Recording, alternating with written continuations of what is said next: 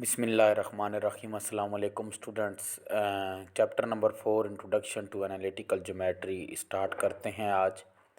इसमें first of all distance formula जो आपने क्लास नाइन्थ चैप्टर में पढ़ा था, दो पॉइंट्स प्लेन में गिवन हों, जैसे ये ए पॉइंट है और ये बी पॉइंट है। ए पॉइंट के कोऑर्डिनेट हैं x1 y1 और बी पॉइंट के कोऑर्डिनेट हैं x2 y2। तो आपने अगर इन दो पॉइंट्स के दरमियान एक लाइन सेगमेंट का डिस्टेंस निकालना है, उसका distance formula x2 minus x1 का whole square plus y2 minus y1 का होल स्केयर है। ठीक है, तो इसमें बेटा आप ना x2 माइनस x1 के बजाय x1 माइनस x2 का whole square plus y1 minus y2 का होल स्केयर भी लिख सकते हैं।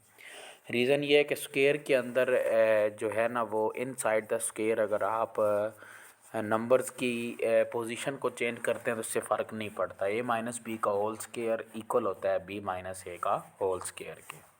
देन रेशियो फार्मूला है कि आपकी लाइन को कोई तीसरा पॉइंट, लाइन सेगमेंट को कोई तीसरा पॉइंट डिवाइड करता है। अगर तो सेम दो पार्ट्स में डिवाइड करता है तो देन मिड पॉइंट फार्मूला लगाएंगे, और अगर वो सेम पार्ट्स में डिवाइड नहीं करता, K1:K2 में डिवाइड करता है, यानी कि 3:7 में 10 हिस्से हैं, 3 हिस्से एक तरफ, 7 हिस्से एक तरफ, 2:5 2 हिस्से एक तरफ, 5 हिस्से एक तरफ, तो इस तरह 7 हिस्सों में बराबर डिवाइड करता है 2:5 की तौर पर। तो जब K1 K2 से डिफरेंट होगा तो वो सिंपल रेशो फार्मूला कहलाते हैं। तो प्लेन के अंदर दो पॉइंट्स ले लें, एक x1 y1 और एक x2 y2 को मिलने वाली जो आपके पास हिस्सा है स्ट्रेट, उसको लाइन सेगमेंट कहा जाता है, और इनके दरमियान के फासले को डिस्टेंस फार्मूला से फाइंड किया था। अभी हमारा मकसद ये है कि एक सी पॉइंट है, ये देख सकते हैं लाइन सेगमेंट के मिड में नहीं है, मिड से हटकर है। ठीक है, तो वो सी जो है ना वो लाइन को दो हिस्सों में डिवाइड करता है। तो एक हिस्से को हम K1:K2 के नाम से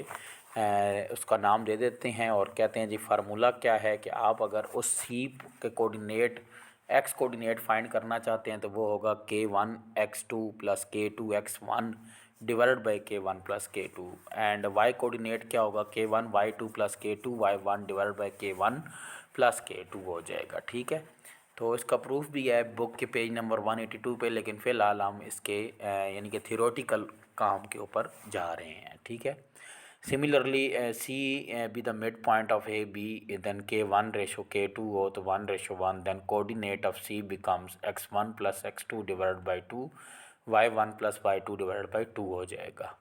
तो ये क्वेश्चन 1 जो एक्सरसाइज 4.1 का, ये बेसिकली आपके जो MCQs हैं उनके लिए इम्पोर्टेंट है। जैसा कि वो कहता है describe the location in the plane of the point P of XY for which part 1 x greater than 0 किसको जाहिर करता है। तो चैप्टर 5 में बेटा डिटेल वर्जन में ये देखा है कि x ग्रेटर दैन 0 का मतलब होता है फर्स्ट एंड फोर्थ क्वाड्रेंट। तो ये है आपका right half plane. x greater than 0 y greater than 0 second part है, तो ये फर्स्ट क्वाड्रेंट को लाई करता है, फिजिबल रीजन जिसको आप कहते हैं।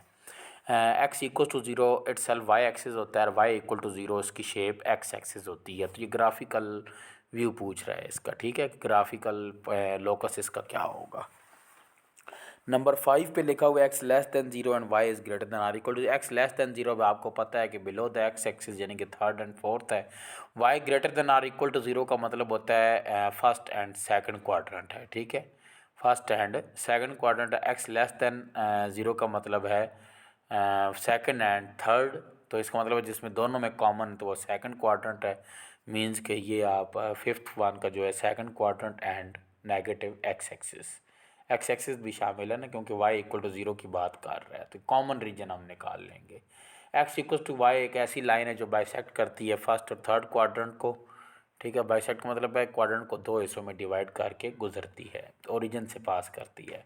x mod is equal to minus Y mod, a positive value can't equals to a negative, यानी कि अब देखें ना x mod is equal to something like negative of a mod, तो ये ऐसा पॉसिबल नहीं है कि मॉड के बाहर नेगेटिव है, यानी कि x mod is equal to negative of something like, तो ये पॉसिबल नहीं है। तो इसमें सिर्फ ओरिजिन ही एग्जिस्ट करता है। पार्ट 8 में x mod is greater than or equal to 3 है, तो मॉड को जब बेटा हटाया जाता है तो प्लस माइनस आ जाता है। तो ये आपके पास x is greater than or equal to 3 और minus x is greater than or equal to 3, x greater than or equal to 3 ये हो गया, और x less than or equal to -3 हो जाएगा।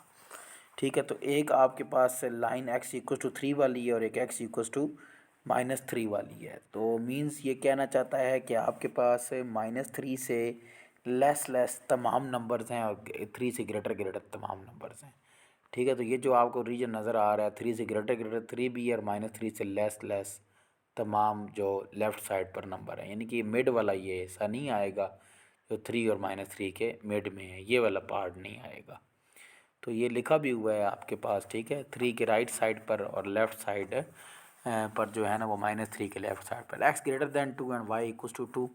x ग्रेटर दैन 2 बेसिकली एक आपके पास dotted line आएगी 2 पर। ठीक है। वर्टिकल लाइन होगी और y इक्वल टू 2 एक हॉरिजॉन्टल लाइन होगी आपके पास 2 से गुजरेगी। ठीक है।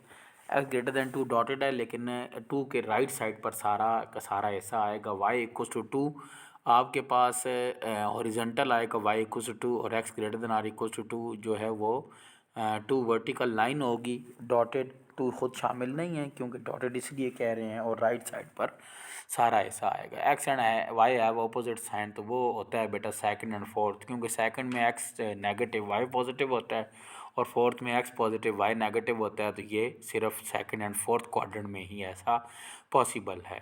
तो ये आपके पास जो क्वेश्चन 1 है ये MCQs के हवाले से इम्पॉर्टेंट क्वेश्चन है। ठीक है। तो इंशाल्लाह नेक्स्ट लेक्चर में हम इसको स्टडी करेंगे कि डिस्टेंस फार्मूला और मिड पॉइंट फार्मूला का क्वेश्चन नंबर 2 में यूज़ कैसे है। जज़ाकल्लाह।